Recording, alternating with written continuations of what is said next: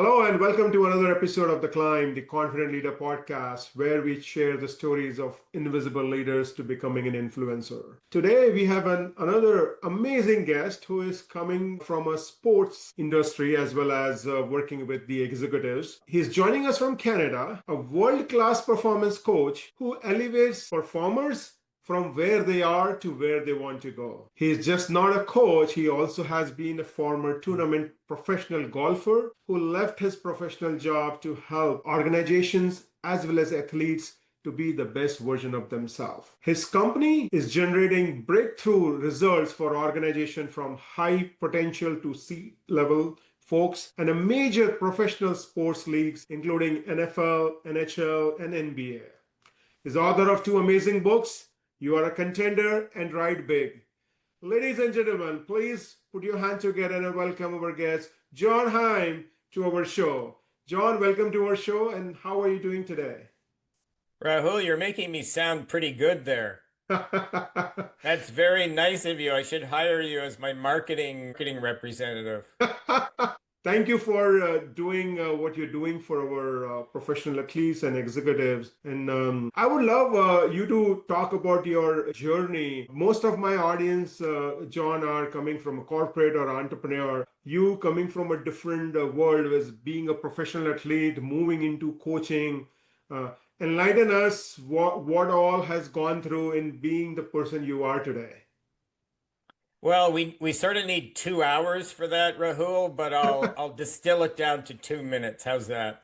Absolutely. So you're exactly right. I do come from a sport background. My dad, my father growing up was a golf professional, so he got myself and my brother into the sport. And I played Mhm. all sports growing up. I love sports. I love being active. I still am very active and love it. But I started to show some talent, I guess, in golf at around 14 years of age. So I worked hard at it, very hard. That's my sort of my nature is to work at things when I see that I could, be good at something. So I worked hard at it and I became one of the best junior and amateur golfers in the country. So I went to school in the US. I went to a school called Purdue University. It's a great school on a Mhm. full scholarship for golf.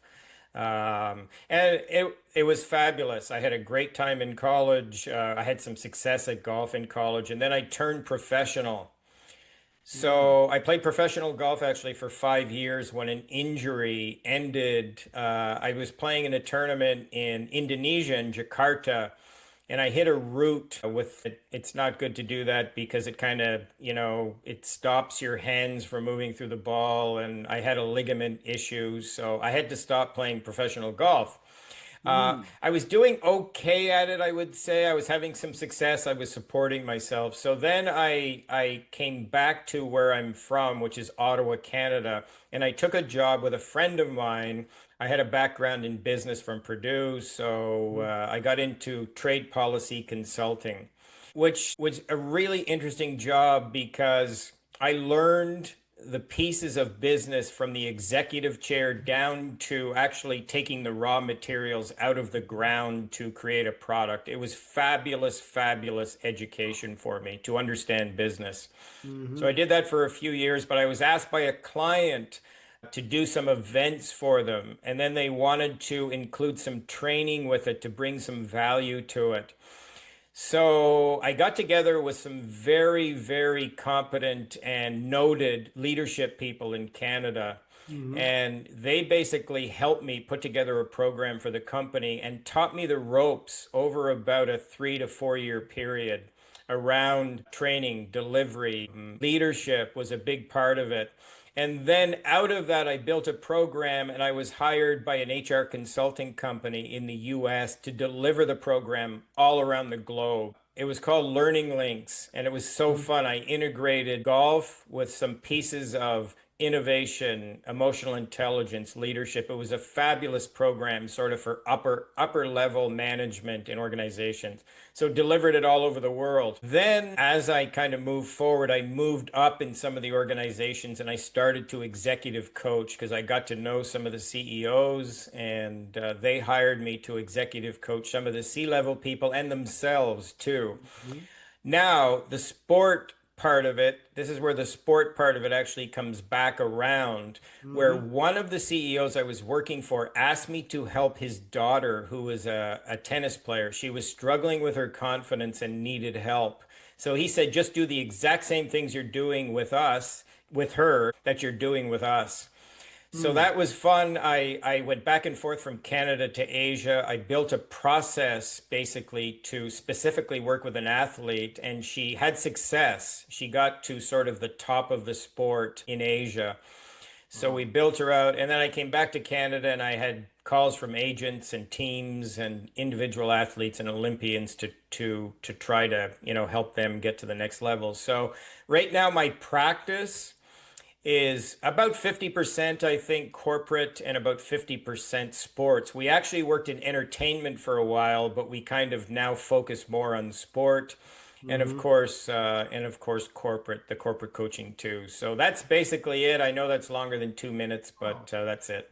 No, I think it's a very inspirational journey and how you have moved from one piece to another, linked everything. It is not distinct, it is very much linked to your It professional is. life and what you learned from your friend's job when you came back to Canada.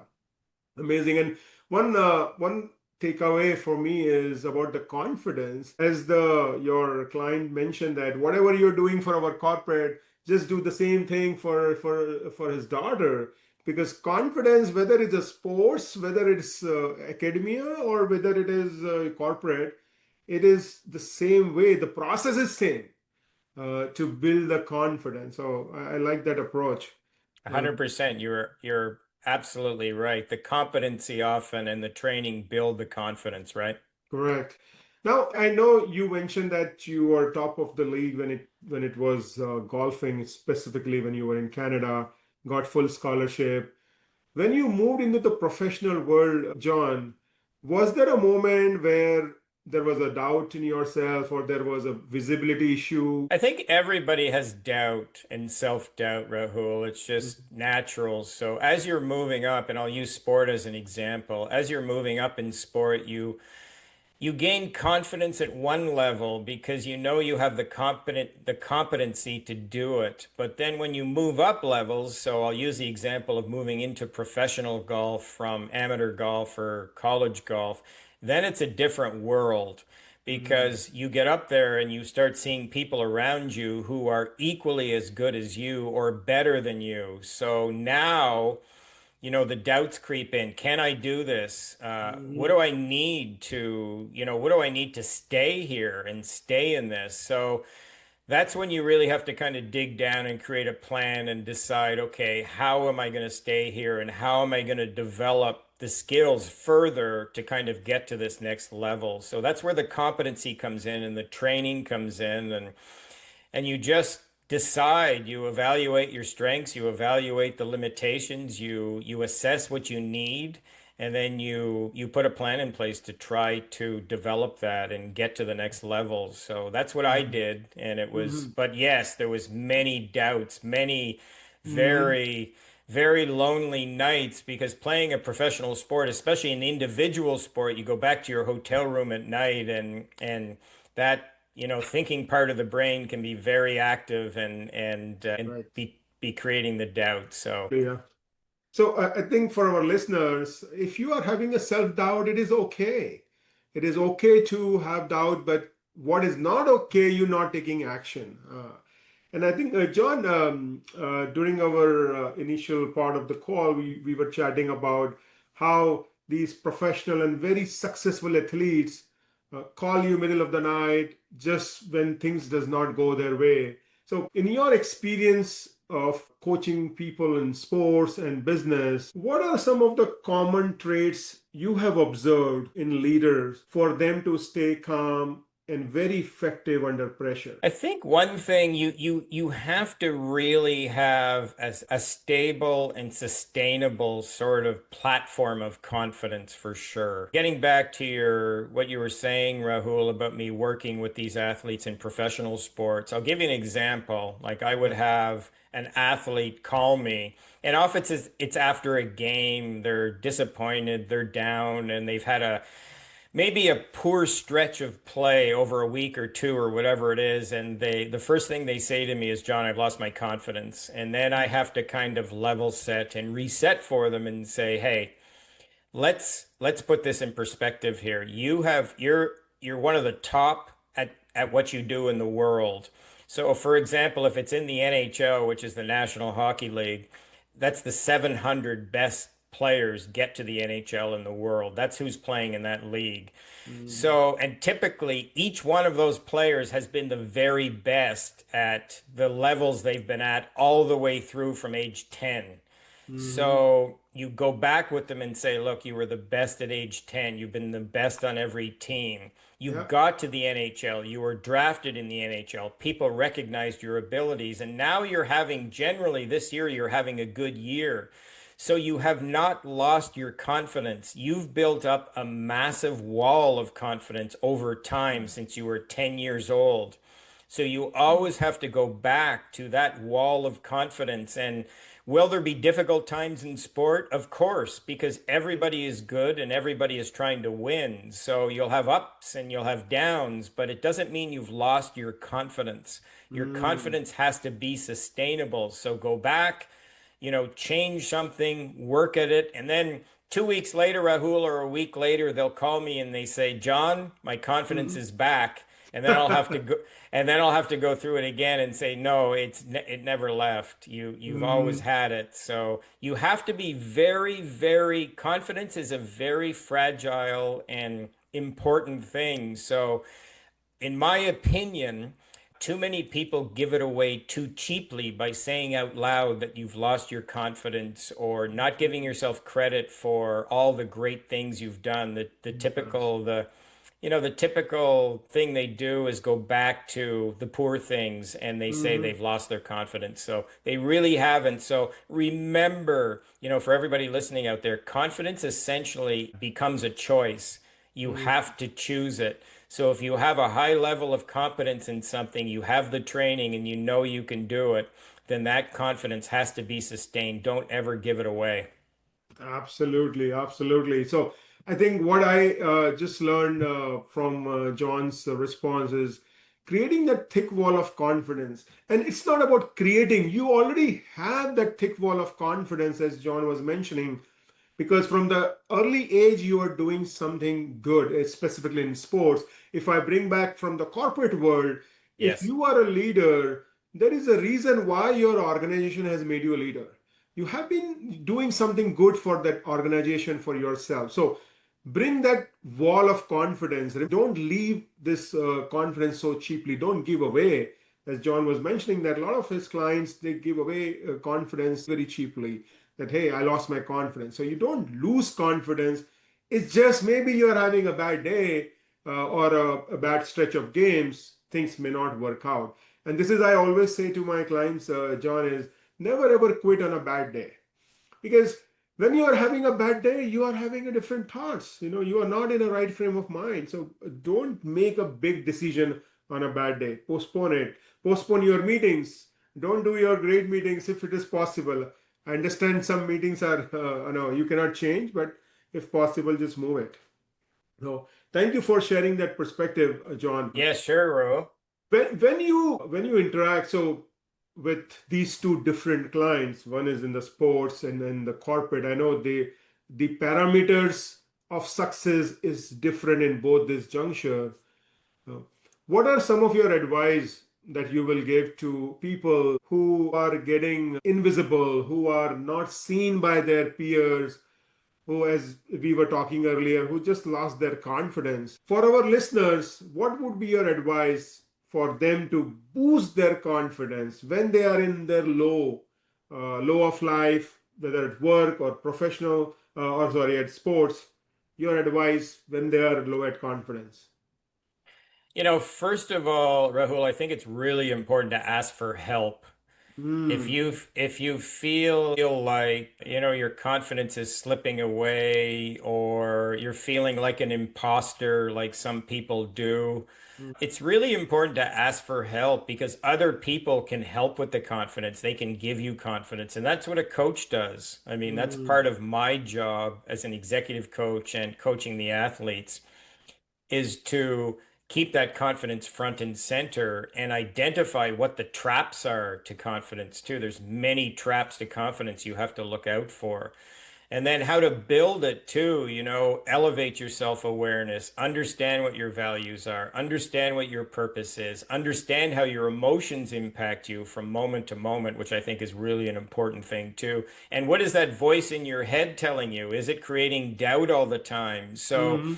you need to reshape, if it's doing that, you need to understand how to reshape that voice so that it's supporting you because the most important voice in your life is your own.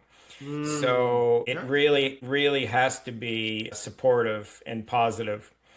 So yeah, I think that's what people can do, but ask for help, get help, ask for coaching. I think that's Hmm. really important, especially for young leaders. They need coaching. It's a Absolutely. complex thing and they need coaching. Correct, correct. And in the corporate world, I'm sure you must have seen that most of the leaders who become leaders, they get their coaching or training once they are already a leader, which in my opinion is too late. They've already missed the boat. So yeah, at that time, it's not about the classroom training. It's not about going for a retreat. It is about having that 30-minute conversation with a seasoned person who can give you a different perspective. And that's what John and his team does. When the sports person, they are not in the right frame of mind, they are not calling their coach, they are calling their executive coach, they are calling their confidence coach, because it's not, they don't want to learn something new. It's all about the mindset. So similarly here, what typically happens when you are low in confidence, you go and talk to your manager, you go and talk to your leader. Yes, that is okay, but that leader may not be the right person to build your confidence, unfortunately. They're already into too many things. Their perspective will be limited. So but when you speak with someone as professional as John and his team, they will be able to bring out a different perspective. They will be able to share things, probably it would be your blind spot. So check out their website. It will be on show notes so that you can know what are the things they can do for you, the way they have done for so many amazing clients.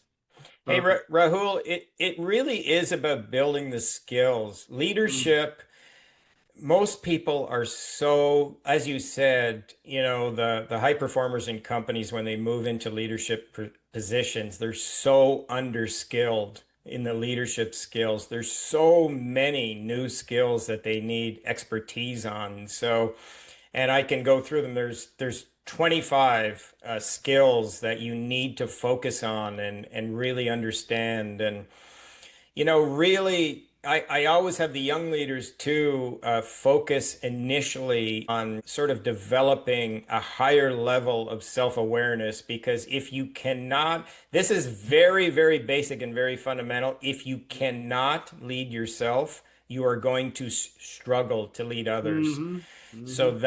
that's job one. That's step one in Correct. leadership is you need to have that. And if you have blind spots, they're going to show up when you're trying to lead others. Correct, correct. Yeah, I think self-awareness, and according to a research, there are under close to 10% of today's corporate leader are self-aware. And the more harming is it is 4% of male leaders and 19% of female leaders. So definitely self-awareness, knowing about you is very, very important.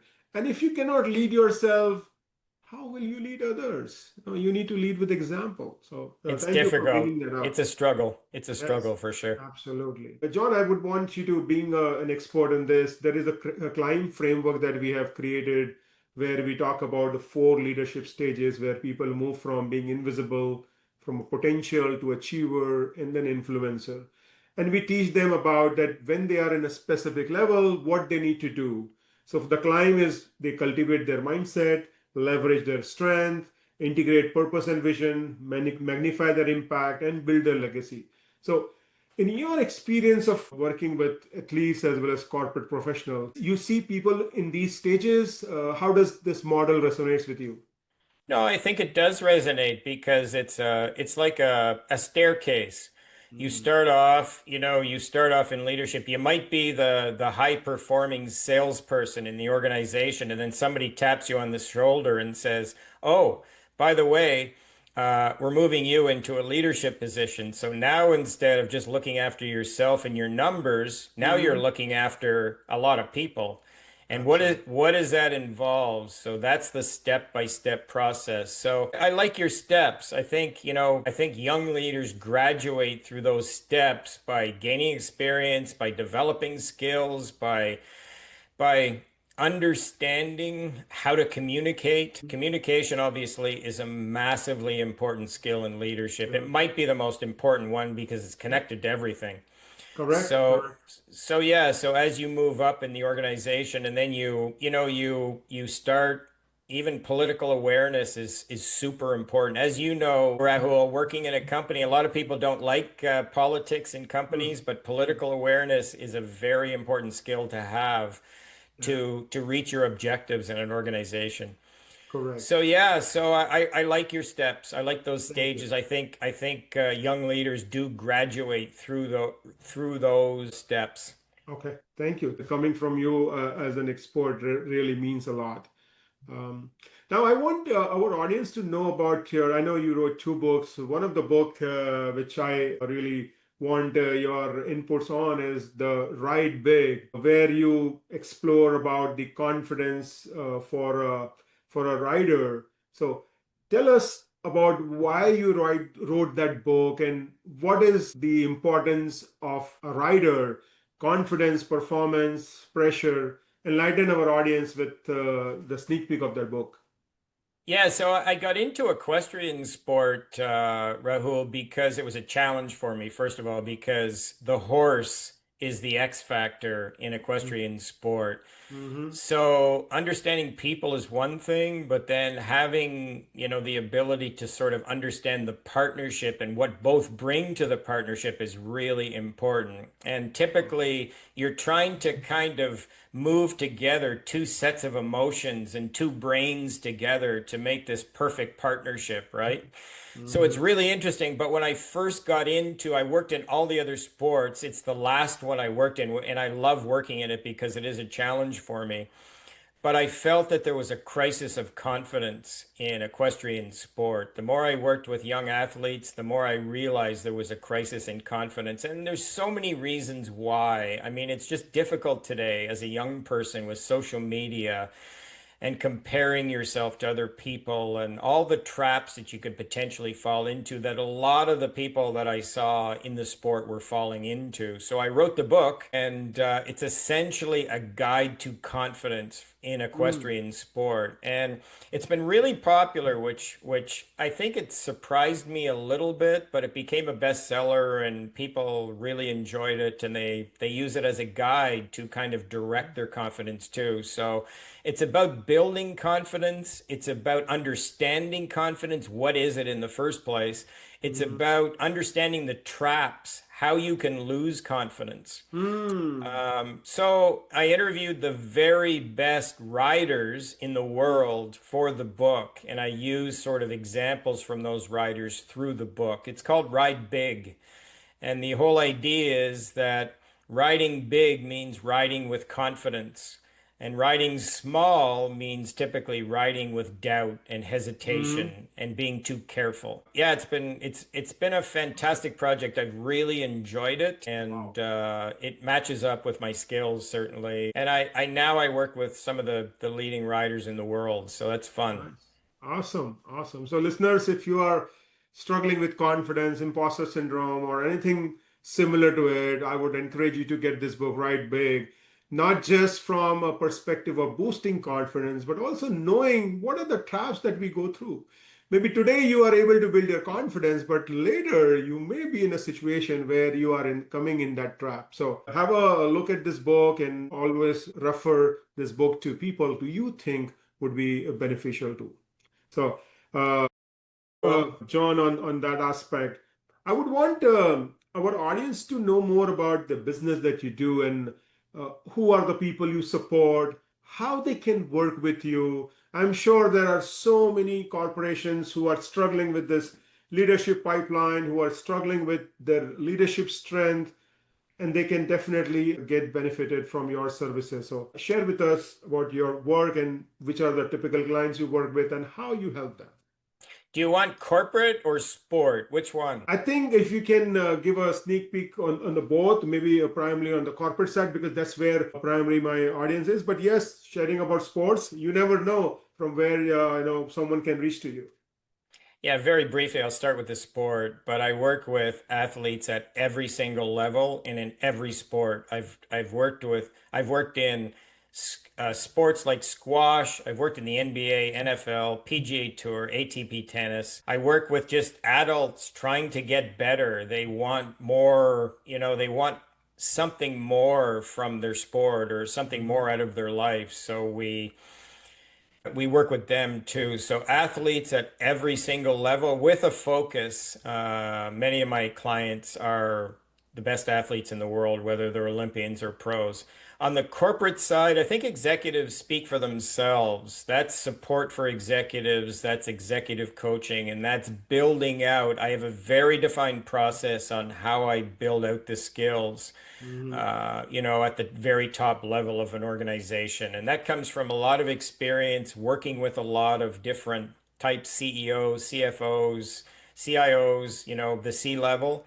And Mhm. then the really fun part in organizations is taking high potential Mhm. and grooming a high potential with, again, with a very defined process on how to build the leadership skills. So take them from, like you said at the beginning, my job is to take them from where they currently are to where Mhm. they want to go. And they Mhm. want to be typically, if it's in a leadership position, they want to have excellence in leadership. So we take them Mhm. through and build those skills. The program could be typically anywhere from 6 months to a year. It's a Mhm. mentoring, it's a skill building, it's mentoring, it's many different aspects. Uh, you know, Performance psychology, neuroscience. There's a lot of different pieces to this. So, Yeah. so that's what we do. Yeah, but it's process based, I would say. There's a defined process, and it's always customized based on the individual. Awesome. If you are from a long-term perspective, that's where John and team can help you. If you're looking for just an overnight success, probably I would recommend go to LinkedIn Learning or Udemy and get a course. But if you're really looking for an investment, if you're really looking for from a futuristic perspective, then that's where John and his team could be valuable. And John, do you work on a retainer basis or you work just on month to month? We have different models for different companies, Rahul. It just depends on what the company needs, how long they want me to stay with their people. I make recommendations on how long I should stay with their Mm-hmm. people, depending on the program, the process, and the skill building. But yeah, we have different models for Different different models. organizations, and it's always different. Absolutely. It's customized for a specific client. So that's great. 100%. Yes. Now, so we're coming towards the end of our segment. This is a fun segment, John, where we ask five fun questions. And I would want you to just respond instantly. This will give our listeners a different side of you. Uh, Sure. First Fun. one coming your way is a quotation you live by. Ooh, that's a good one. I think life shrinks or expands in proportion to one's courage. How's that? Wow. And it's by a literary author, Anais Nin, who wrote a lot of books and wrote a lot of different types of books too. But I really believe courage is critical Mhm. to overcome the fears that stop people from doing what they want to do. So, and Wow. certainly that's my experience too. Thank you. Thank you for sharing. Yes. Um, are you a morning person or a night owl? I would say morning. I always get up early, try to get organized for the day. I enjoy the morning. I exercise in the morning too to get the body going. So I would Mhm. say that Morning. that morning, but not when I was a kid, I was a night owl, but now I'm a morning person. What's one leadership skill you wish someone had taught you earlier? Oh, that's a good one. Like I said, there's so many. Probably communication and listening, Rahul. Listening Uh, is such a vital skill, and it seems simple. but listening the right way and really having the right level of active listening is not easy. It's a skill you need to build. So I certainly, when I was younger, I wish I would have listened more instead Mhm. of speaking more. Yeah. Definitely. I think that's one of the common mistake I do see in our young professionals, young leaders. They want to take action, and speaking they see is taking action. Versus, I think, in my opinion and your opinion as well, listening is when you are taking action. If your career were a Netflix series, John, what would be the title of season one be? Oh boy, I think this at the start of a person's career, it's always hang on. I think that's what Mm, it would be because when I first started playing professional golf, I had no idea what was going to happen. That was kind of the start of my work life. mm, So I ended up flying and taking off and going to play a tour in Australia. So it was just hang on and see what happens. mm. And I kind of eased my way into it after the first 6 months, but it was quite a ride the first 6 months of my work life. Okay, cool. Hang on. I'm sure it would be a blockbuster with your experience and curiosity it will build around your life. So, great. The final one, outdoor or indoor for your favorite leadership retreat? I think a balance between the two. Mm-hmm. Rahul. So I've done a lot of retreats, I've done a lot of offsites, and I always try to balance the two. You need indoor work where you're sitting around a table and discussion, etc. But you also need maybe to change the environment, to change the space a little bit. So you move Mm-hmm. people outdoors and there's things you can do outdoors. Yeah. Like I said, when I first started, we had this amazing program called Mastering the Game, which is part of a company I developed, and we did half the program on a golf course and Mm. half the program in a boardroom or in a big conference room. Wow. So it was a really cool program and it worked incredibly well. People were highly motivated and Mhm. very energized to kind of experience both indoor and outdoor. Excellent. Yeah, I think most of the programs, it was combination uh, where there was a mix of indoor and outdoor. We did outdoors couple of engagements, and I noticed that there was a fatigue that was happening just because of the weather, depending on what time of the day it Yes, was that's the X here. factor. The Yes, weather is always the X factor. So you have to correct. work around that, but I would say though that that outdoor element is important. Correct. All right, I think it was a wonderful to have you here, John. Knowing about you, your experience, I'm sure there would be so many learnings that our listeners would have had from your session. I just want to sum up by sharing few learnings that I had from this episode. Number one was confidence, you give it cheaply. It's on you whether you want to be confident or less confident, so don't give it out very cheaply. Take it Yes. very seriously. It has to be the thick wall of confidence you already have. Someone needs to be there to tell you about that thick wall, so have that person either in an executive coach or your family member or your leader or manager, but all of us have that thick wall, so be aware of that. The second is, in spite of having that thick wall, if still you are in a low moment, ask for help. You don't have to deal it alone. Ask for help. There are many experts like John is an amazing person. His team is working globally. They are there, and there are many other people who may be there to help you. You just need to ask for help, and ask for help not to look weak, but to become stronger. Focus on that aspect. Yes, sir. I think another aspect I learned, from John is the most important voice is your own voice.